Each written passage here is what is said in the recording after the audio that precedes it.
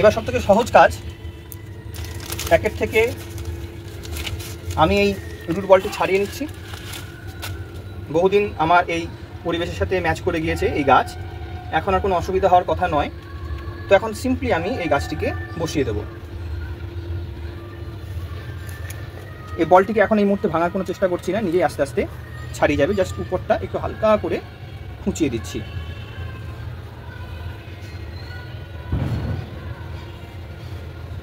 বন্ধুরা, এটি হলো হিউমিক অ্যাসিড।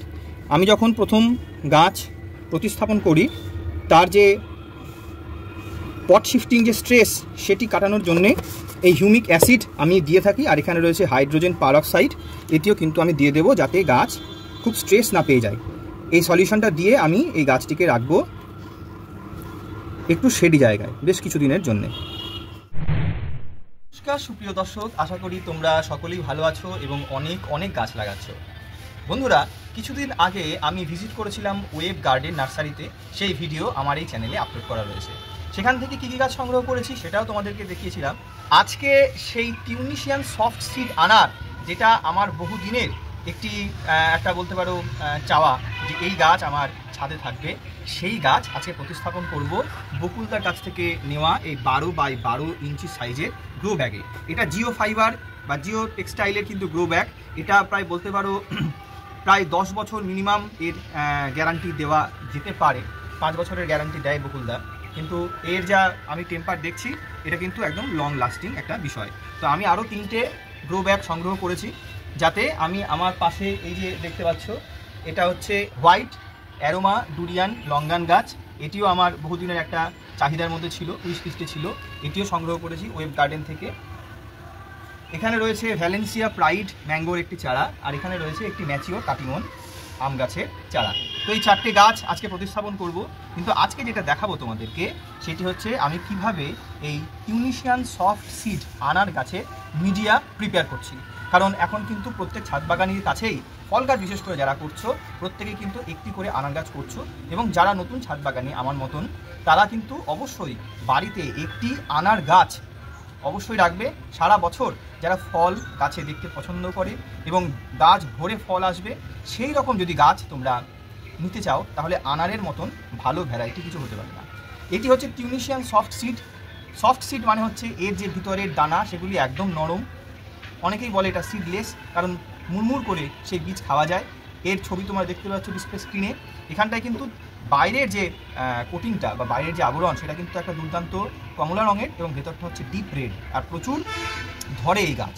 তো এই জন্যে বেস্ট ভ্যারাইটি সংগ্রহ করব বলেই আমি এই ওয়েবটা করেছিলাম। আমি এটা সংগ্রহ করেছি ওয়েব গার্ডেনের জয়দীপদার কাছ থেকে। এই যে তোমাদের প্রথমে একটা জিনিস দেখাচ্ছি, দেখো এইখানে গ্রাফট রয়েছে। এই গ্রাফটিংয়ের নিচ থেকে দেখো কতগুলি এই যে সাকার বেরোচ্ছে, এই এলা, এগুলো কিন্তু রাখলে চলবে না, এগুলো কিন্তু প্রথমেই তোমাদেরকে ফেলে দিতে হবে। আমি এই যে গাছটা সংগ্রহ করেছি, এর দাম 450 টাকা নিয়েছে। কিন্তু এই যে গাছটা দেখছো, এটি কিন্তু আগামী 6 মাসের মধ্যে কিন্তু আশা করব ফুলে ফেপে একটা ঝাড়ালো গাছ তৈরি হয়ে যাবে। এটা হবে এই গাছের গুণে এবং যে মিডিয়াটা করছি সেই মিডিয়ার গুণে। তো চলো বন্ধুরা, আজকের এই ইনফরমেটিভ একটি ভিডিও তোমাদের সাথে শেয়ার করি। যেহেতু আমরা এই গাছের ফার্স্ট পটিং করব এবং এটি হলো কার্তিক মাসের শুরুর দিকটায়, আমরা জানি যে একদম শীতকালে গাছ প্রতিস্থাপন করাটা ঠিক নয়। কার্তিক মাসের মাঝামাঝি পর্যন্ত একটা সুন্দর সময় রয়েছে, একটা গরমের একটা ব্যাপার রয়েছে। এই কারণে আমরা এই সময়ের মধ্যে গাছ প্রতিস্থাপন করব, পৌষ মাঘ এই সময়টাকে বাদ দিয়ে। তো আমার এই গাছগুলি নিয়ে আসা বেশ কিছুদিন হলো, আমার এই পরিবেশের সঙ্গে এই গাছগুলি বেশ ভালোই মানিয়ে নিয়েছে। এবার প্রতিস্থাপন করলে গাছের কোনো তেমন ক্ষতি হবে না। তো আমি কি কি মিডিয়ার জন্য কি কি এলিমেন্ট বা উপাদান আমি ব্যবহার করছি সেটা তোমাদেরকে বলবো। প্রথমে দেখিয়ে রাখি যে জিনিসটা খুব ইম্পর্টেন্ট। এটি আমার কাছে রয়েছে নিমাটোজ পি, মানে গাছের গোড়ার একটি খুব ভয়ঙ্কর রোগ হলো নিমাটোড। এই নিমাটোড রোগ সম্পর্কে বিস্তারিত একদিন আলোচনা করব। তো তার জন্য নিয়েছি নিমাটোজ পি। এটি হচ্ছে উৎকর্ষ কোম্পানির একটি ম্যাটেরিয়াল। এছাড়াও রয়েছে আমার কাছে সাগরিকা, আমার কাছে সামান্য চুন রয়েছে, হাড়ের গুঁড়ো রয়েছে। কিন্তু যে মেন এলিমেন্ট নিয়ে আমরা এই মিডিয়াটা তৈরি করব, সেটি হবে মূলত 40% বাগানের মাটি।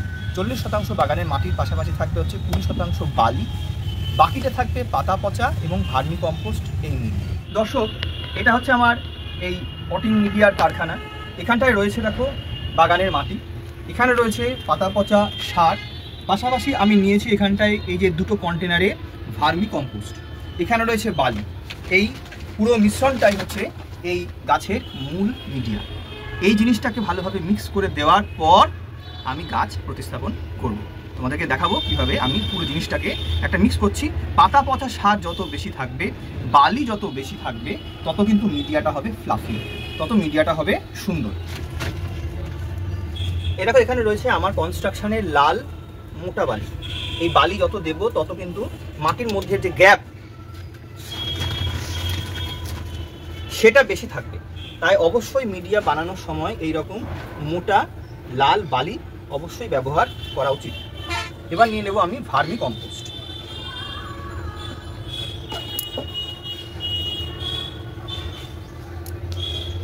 যেহেতু আমি গ্রো ব্যাগে 12x12 সাইজের গ্রো ব্যাগে এই মিডিয়া বসাবো, তাই ভলিউমটা একটু বেশি নিতে হয়েছে, যাতে আমি একেবারে 4-4টি গাছ পটিং করে দিতে পারি। এবং কার্তিক মাসের এই সময়টা খুবই ইউজফুল একটা সময়, যে সময়ে মিডিয়া তৈরি করে গাছ পটিং করে দেওয়াটা খুব ভালো একটা কাজ হয়ে যাবে বুদ্ধিমানের মতো, কারণ এরপরে কিন্তু আর গাছ বসানো ঠিক হবে না। দেখো বন্ধুরা, পাশেই রয়েছে একটি ছোট্ট আম গাছ, মা জবা নার্সারি থেকে নিয়ে এসেছিলাম। এটি হলো একটি 12 মাসি জাত, নাম হলো কাননভোগ। এটা কৃষ্ণনগরের একজন গ্রোয়ারের দ্বারা তৈরি, খুব ভালো এই বিশেষত্ব আম গাছ সম্পর্কে তোমরা নিশ্চয়ই জানো। তো সেই জন্যই কাননভোগ আমটি আমি আমার সংগ্রহে রেখেছি।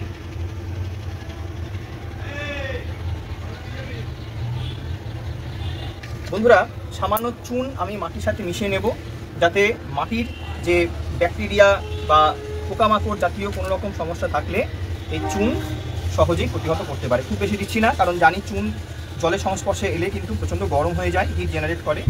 সামান্য পরিমাণে মিশিয়ে নিচ্ছি মিডিয়ার মধ্যে এই চুনটা। এখানে রয়েছে হাড়ের গুঁড়ো,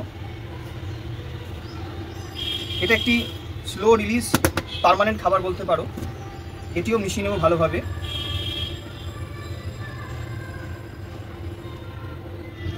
এবার আমি মাটির মধ্যে মিশিয়ে নিচ্ছি নিমাটোজ পি, উৎকর্ষ কোম্পানির, এটা একটি ভালো নিমাটোড প্রোটেক্টর। তার সাথে মেশাবো জৈব ফাঙ্গিসাইড ট্রাইকোডার্মা ভিরিডি। এটি হলো গাছের গোড়ার স্বাস্থ্যের খুব ইম্পর্টেন্ট একটা এলিমেন্ট।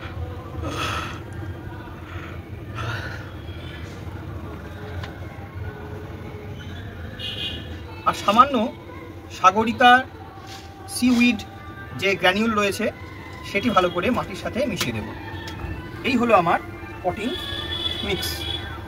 এবার এই এলিমেন্টগুলোকে ভালোভাবে এইভাবে উলট পালট করে নিচ্ছি, যাতে সর্বত্র ছড়িয়ে যায় এই মিডিয়াটা।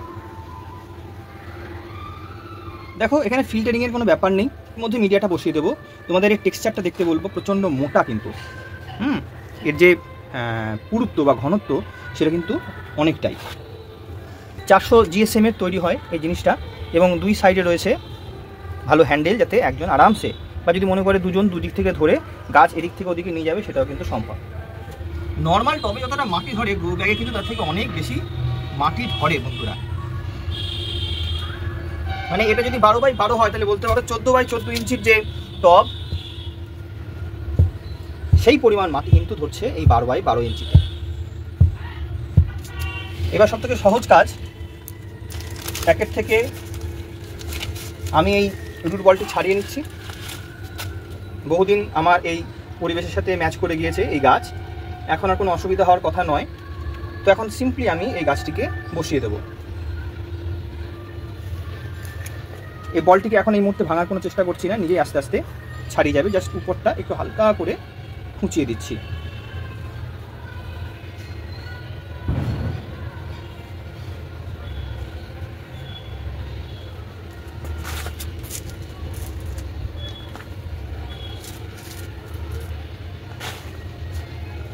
বাকি অংশটিকে এবার ভালোভাবে আমি ফিল করে দেবো মিডিয়া দিয়ে।